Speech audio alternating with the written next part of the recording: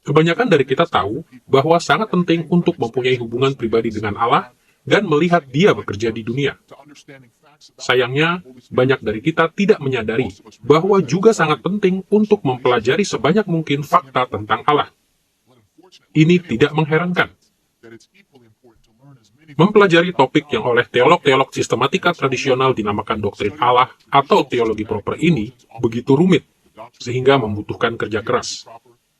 Tetapi, betapapun sulitnya, dengan belajar semakin banyak tentang Allah, hubungan pribadi kita dengan Dia akan makin bertumbuh. Dan semakin banyak fakta yang kita ketahui tentang Dia, semakin besar kesadaran kita akan pekerjaannya di dunia ini.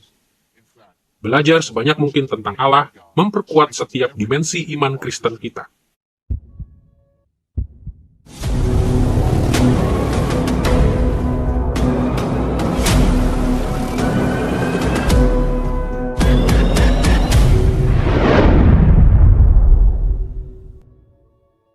Ini adalah pelajaran pertama dalam serial kami, Kita Percaya Kepada Allah.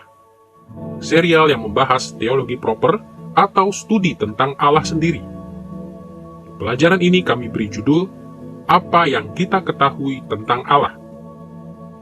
Dalam pelajaran ini kami akan menunjukkan bagaimana teolog-teolog sistematika Injili memandang beberapa pokok yang paling mendasar yang berkaitan dengan pemahaman tentang siapa Allah dan apa yang dilakukannya. Pelajaran pendahuluan dari apa yang kita ketahui tentang Allah akan berfokus pada dua pasang hal yang mendasar. Pertama, kita akan meneliti pewahyuan dan misteri-misteri Allah, dan apa yang telah Allah ungkapkan tentang dirinya sendiri dan apa yang disembunyikannya tentang dirinya. Dan kedua, kita akan menyelidiki atribut-atribut dan karya Allah. Dua dari topik-topik utama dalam pembahasan tradisional dari doktrin tentang Allah. Mari kita lihat dulu pewahyuan dan misteri-misteri Allah. Untuk mempermudah, kita akan membahas pewahyuan dan misteri Allah secara terpisah. Kita akan mulai dengan pewahyuan ilahi, dan kemudian kita akan melanjutkan dengan misteri ilahi. Mari kita mulai dengan apa yang dipercayai orang-orang Kristen tentang pewahyuan Allah atau pengungkapan diri Allah kepada umat manusia. Ketika kita mempelajari doktrin Allah, rasanya sulit membayangkan bahwa ada subjek yang lebih mendasar daripada pewahyuan ilahi. Apa yang telah Allah ungkapkan tentang dirinya sendiri, bagaimana Dia melakukannya, atau teologi menurut arti harfiahnya. Kami akan memperkenalkan konsep dari pewahyuan ilahi dalam dua cara. Pertama, kami akan memperkenalkan konsep dasar Kristen dari pewahyuan. Dan kedua, kami akan melihat dua bentuk utama dari pewahyuan yang harus kita perhatikan ketika kita belajar tentang Allah. Jadi, apakah konsep dasar dari pewahyuan ilahi?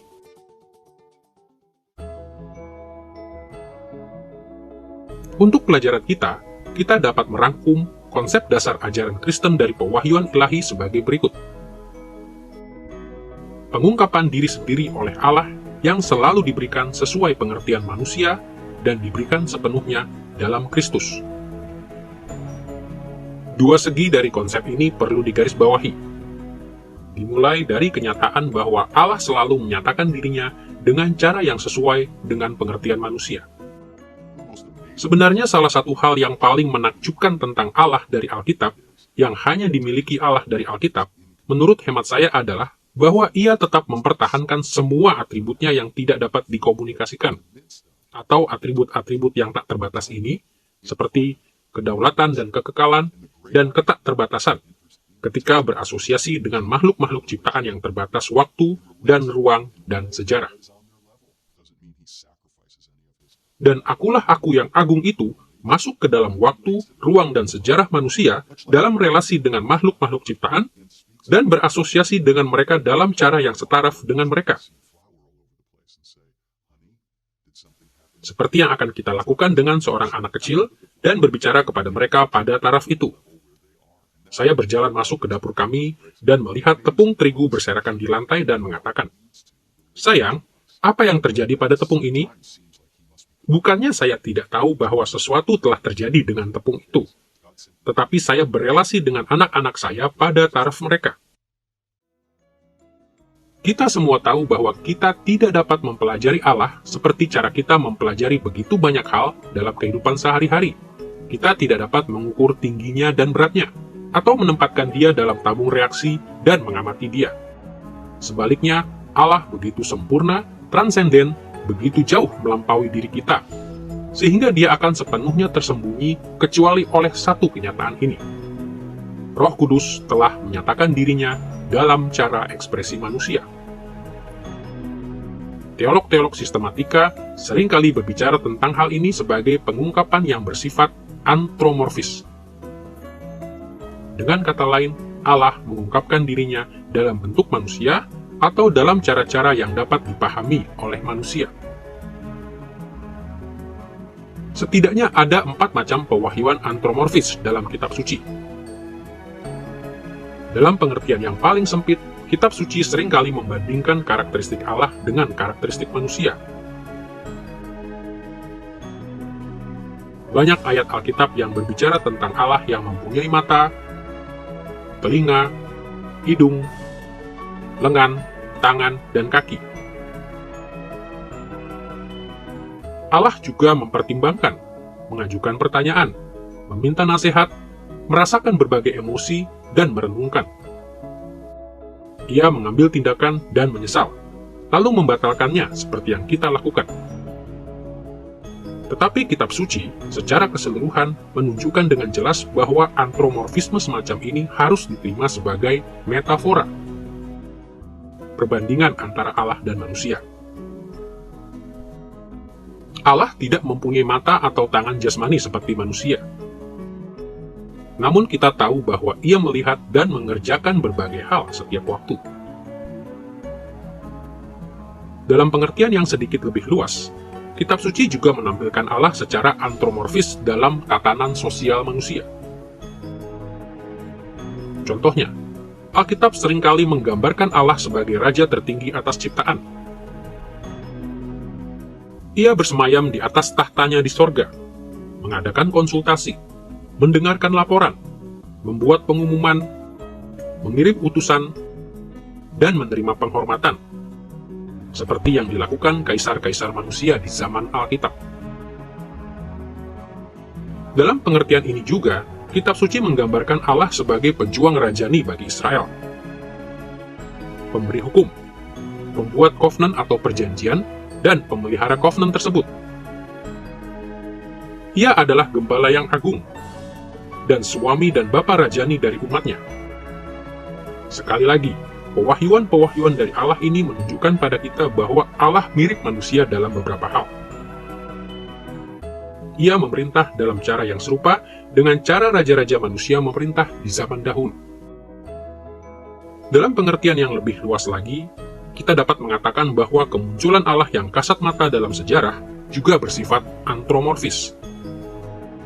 Alkitab mencatat ada beberapa kali penampakan Allah secara kasat mata di dunia yang kita namakan teofani.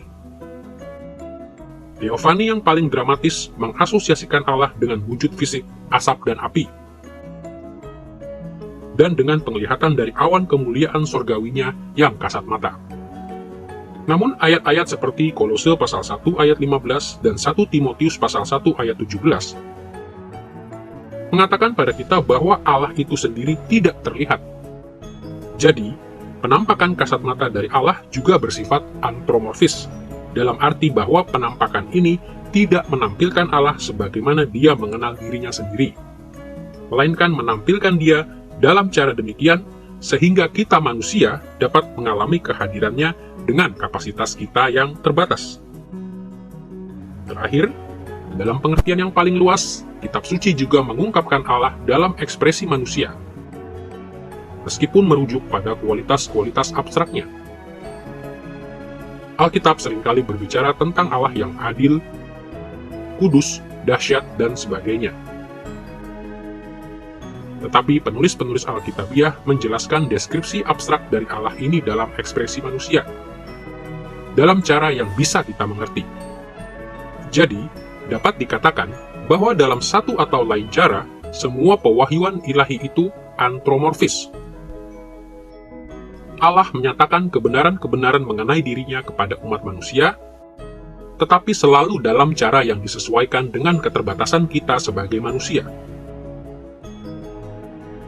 Sambil mengingat bahwa Roh Kudus selalu menyatakan Allah kepada kita sesuai pengertian manusia, marilah kita melihat aspek dasar yang kedua dari pewahyuan ilahi. Allah menyatakan dirinya sepenuhnya dalam Kristus.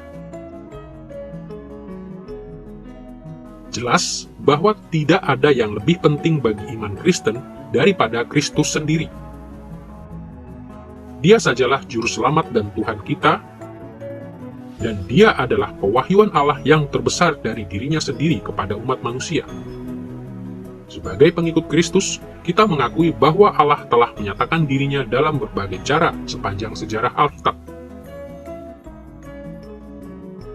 Tetapi ayat-ayat seperti Kolose pasal 1 ayat 15 memberitahu kita bahwa Yesus adalah pengungkapan Allah yang tertinggi dari dirinya sendiri dalam ekspresi manusia. Yesus adalah anak Allah yang kekal, yang menjelma jadi manusia, gambaran manusia yang sempurna dan wakil Allah. Dan karena ini, segala sesuatu yang kita percayai tentang Allah harus sesuai dengan pewahyuan Allah yang tertinggi dalam Yesus. Dalam ajarannya, dan juga dalam makna kehidupan dan kematiannya, kebangkitan, kenaikan, dan kedatangannya kembali dalam kemuliaan.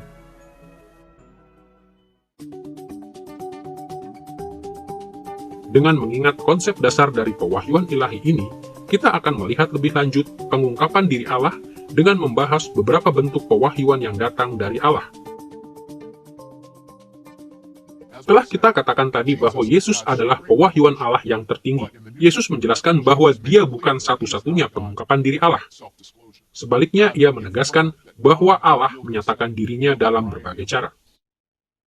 Pertama-tama, kita tidak dapat mengenal Allah kalau Dia tidak menyatakan dirinya kepada kita.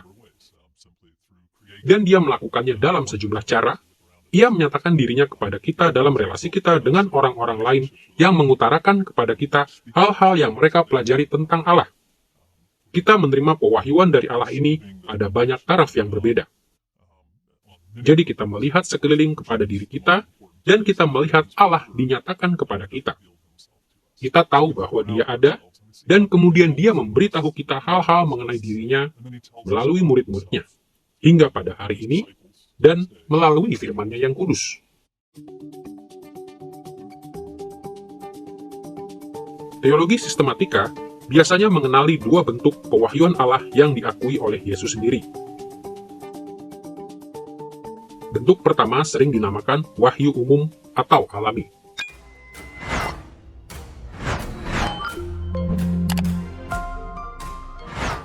Secara singkat, istilah wahyu umum menunjuk pada ajaran Alkitabiah bahwa Allah telah menyatakan dirinya kepada umat manusia melalui setiap pengalaman dari ciptaan.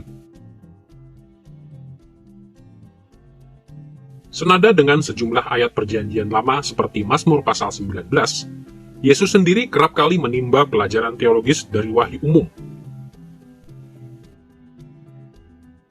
Dia seringkali memakai alam dan kegiatan manusia sehari-hari seperti bertani dan menjala ikan untuk mengajar tentang Allah.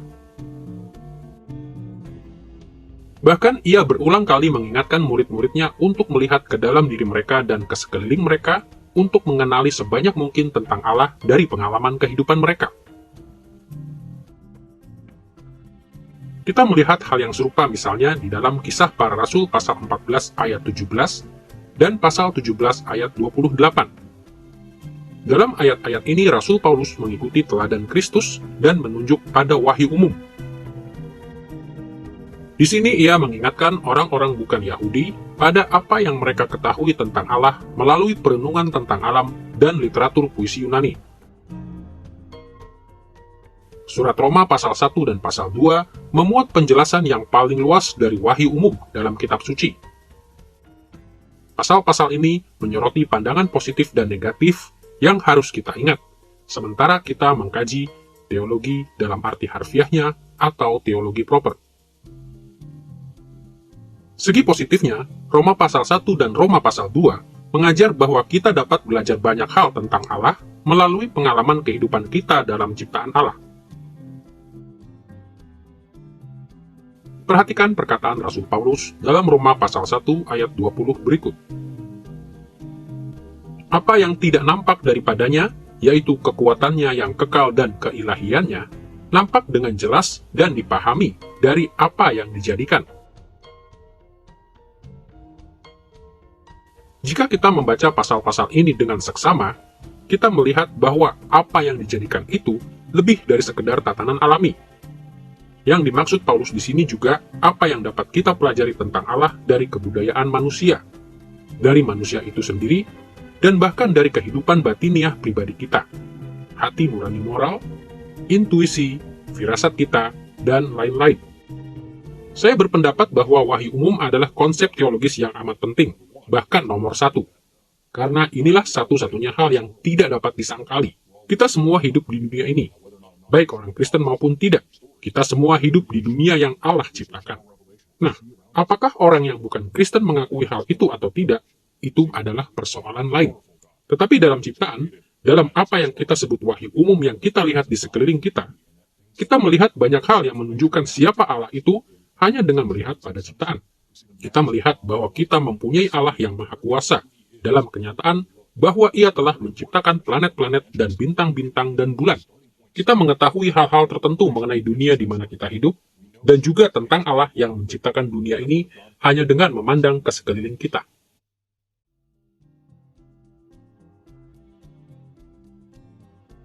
Selama berabad-abad, perspektif positif dari wahyu umum ini telah memainkan peran utama dalam doktrin Allah dalam bentuk teologi alami. Teologi alami adalah upaya yang berkesinambungan untuk belajar tentang Allah melalui wahyu umum.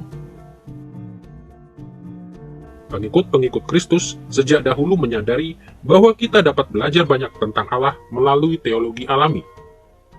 Dan selain beberapa perkecualian, perenungan-perenungan teologis yang formal tentang doktrin Allah dalam hampir setiap bidang dari gereja juga mencakup teologi alami.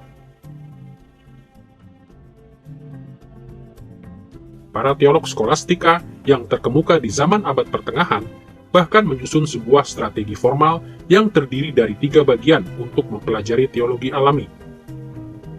Pertama, mereka berbicara tentang cara kausa atau penyebab, via causalitatis dalam bahasa Latin. Yang mereka maksudkan adalah bahwa kita dapat mempelajari kebenaran-kebenaran tentang Allah dengan mengamati hal-hal baik yang telah Allah ciptakan, atau dengan kata lain, Dia menyebabkan itu ada dalam penciptaannya. Misalnya kita dapat melihat bahwa Allah menciptakan keindahan dan tata tertib dalam dunia. Maka kita bisa menyimpulkan bahwa Allah sendiri pastilah indah dan tertib. Kedua, kalangan skolastik juga berbicara tentang cara kontradiksi atau via negationis dalam bahasa Latin. Maksudnya, kita bisa menarik kesimpulan mengenai kebenaran-kebenaran tentang Allah dengan jalan melihat betapa besar kontrasnya dengan keterbatasan dan ketidaksempurnaan ciptaan. Misalnya, ciptaan dibatasi oleh waktu, tetapi Allah kekal. Ciptaan dibatasi oleh ruang, tetapi Allah tidak terbatas. Dan ketiga, kalangan skolastik abad pertengahan juga berbicara tentang cara keunggulan atau via eminentiae dalam bahasa Latin. Maksudnya, kita bisa menarik kesimpulan mengenai kebenaran-kebenaran tentang Allah dari wahyu umum dengan jalan mengamati bahwa Allah selalu lebih besar daripada hal-hal baik yang diciptakannya. Sebagai contoh, kekuatan alam membuat kita percaya kepada kekuatan Allah yang dahsyat. Kemampuan intelektual manusia mengingatkan kita akan hikmat Allah yang tiada tandingannya. Sebagian besar dari kalangan Injili di masa kini tidak mengikuti metode-metode yang kaku tersebut. Namun teologi alami tetap memegang peranan utama dalam teologi proper. Yesus mengajar pengikut-pengikutnya bahwa Allah merancang setiap dimensi dari pengalaman kita akan ciptaan untuk mengungkapkan berbagai hal tentang dirinya sendiri. Dan sebagai umat Kristus yang setia, sejatinya kita rindu untuk menyelidiki segala sesuatu yang dapat kita pelajari mengenai Allah melalui wahyu umum.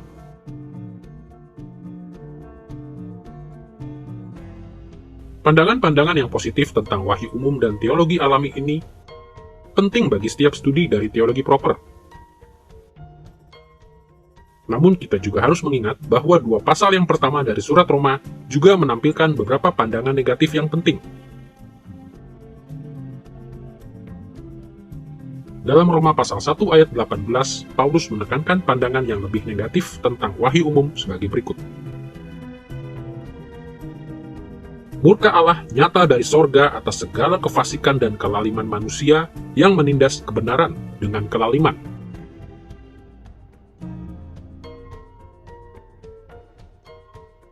Dalam ayat ini, Paulus menjelaskan bahwa wahyu umum mengungkapkan murka Allah dan bukan jalan rahmat-Nya dan keselamatan.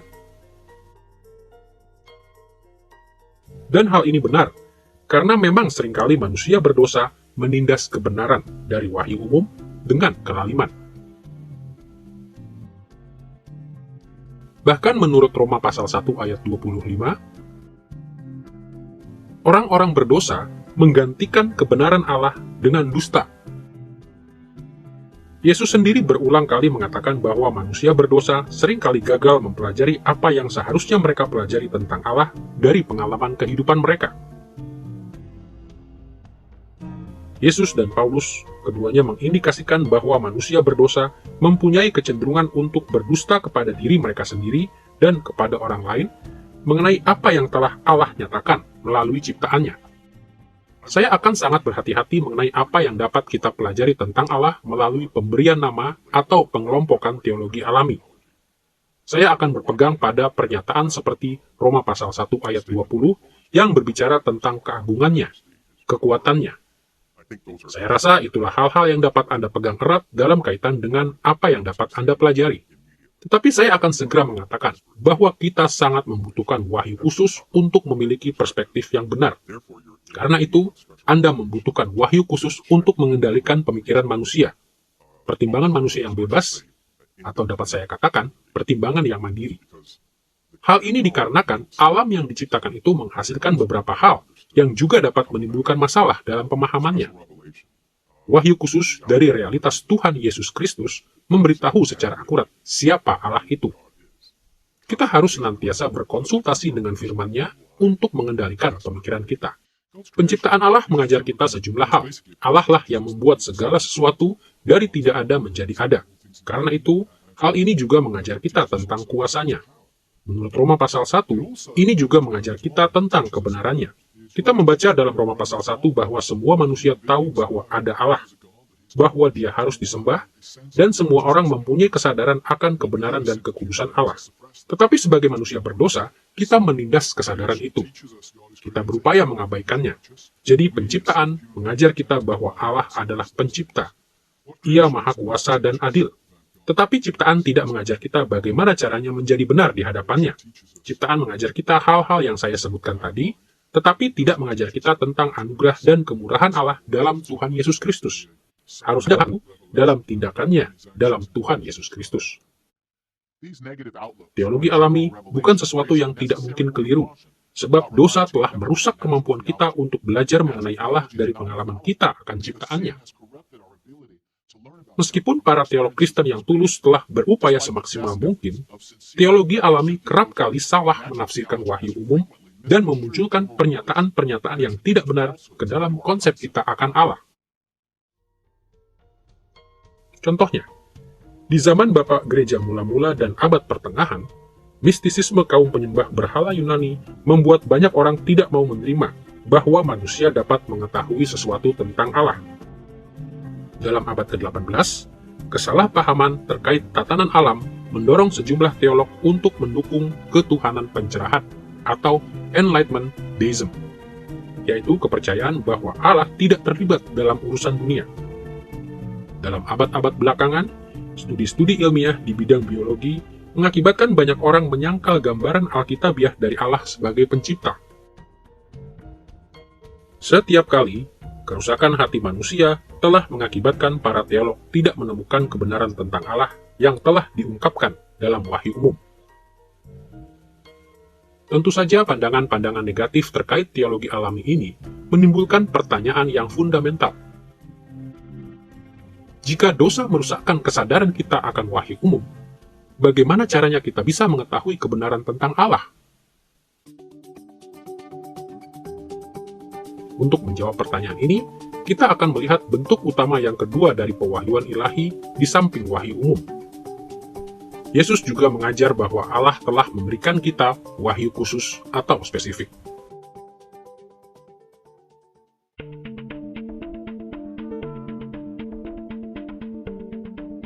Secara umum, wahyu khusus adalah pengungkapan diri Allah melalui sarana supernatural. Roh Kudus memberikan pewahyuan melalui mimpi, penglihatan, pendengaran, dan melalui perbuatan-perbuatan besar Allah, yaitu keselamatan dan penghakiman. Allah juga menyatakan dirinya melalui wakil-wakilnya, yaitu manusia yang diilhami secara ilahi, nabi-nabi dan rasul-rasulnya yang terinspirasi oleh Roh Kudus. Dan tentu saja, seperti telah kita katakan tadi, wahyu khusus Allah yang terbesar adalah di dalam Kristus. Pentingnya wahyu khusus untuk doktrin Allah ini tidak dapat diremehkan. Ini begitu esensial bagi tujuan Allah, sehingga bahkan sebelum dosa masuk ke dalam dunia, Allah membimbing Adam dan Hawa melalui wahyu khusus secara lisan. Dan tentu saja, wahyu khusus ini juga sangat penting setelah dosa masuk. Ini bukan sekedar menuntun kita dalam upaya untuk memahami wahyu umum, tetapi juga mengungkapkan jalan menuju keselamatan kekal. Sungguh indah bahwa Allah menganugerahkan pewahyuan supernatural, baik sebelum maupun sesudah dosa masuk ke dalam dunia. Tetapi apa yang lazimnya kita namakan wahyu khusus dari Allah itu terjadi beberapa ribu tahun yang lampau. Jadi bagaimana kita belajar tentang Allah melalui wahyu khusus di masa kini? Sekali lagi, kita harus melihat pada pengajaran Yesus yang adalah pewahyuan Allah yang tertinggi. Secara singkat, Kristus mengajar pengikut-pengikutnya untuk mencurahkan segenap waktu mereka bagi wahyu khusus Allah dalam kitab suci. Nas-nas seperti Markus pasal 12 ayat 28-34 dengan jelas menyeratkan bahwa Yesus, sama seperti guru-guru agama Palestina di zamannya, menegaskan perjanjian lama sebagai wahyu khusus Allah yang tertulis. Dan kita tahu bahwa perjanjian baru juga adalah pewahyuan Allah yang terinspirasi.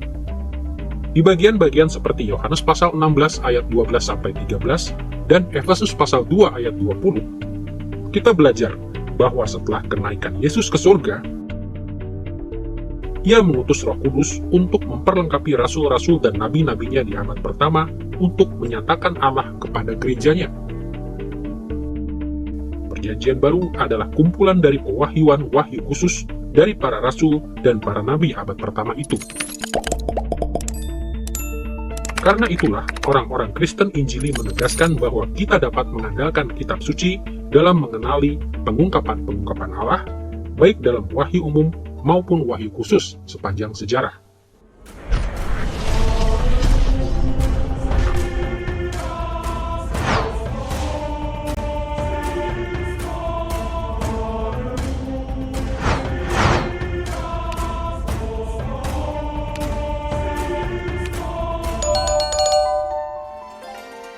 I believe in God the Father Almighty, maker of heaven and earth. I believe in Jesus Christ, His only Son, our Lord, who was conceived by the Holy Spirit and born of the Virgin Mary. He suffered under Pontius Pilate, was crucified, died, and was buried. He descended into hell. The third day he rose again from the dead. He ascended into heaven, and is seated at the right hand of God the Father Almighty. From there he will come to judge the living and the dead. I believe in the Holy Spirit, The Holy Catholic Church, the communion of saints, the forgiveness of sins, the resurrection of the body, and the life everlasting. Amen.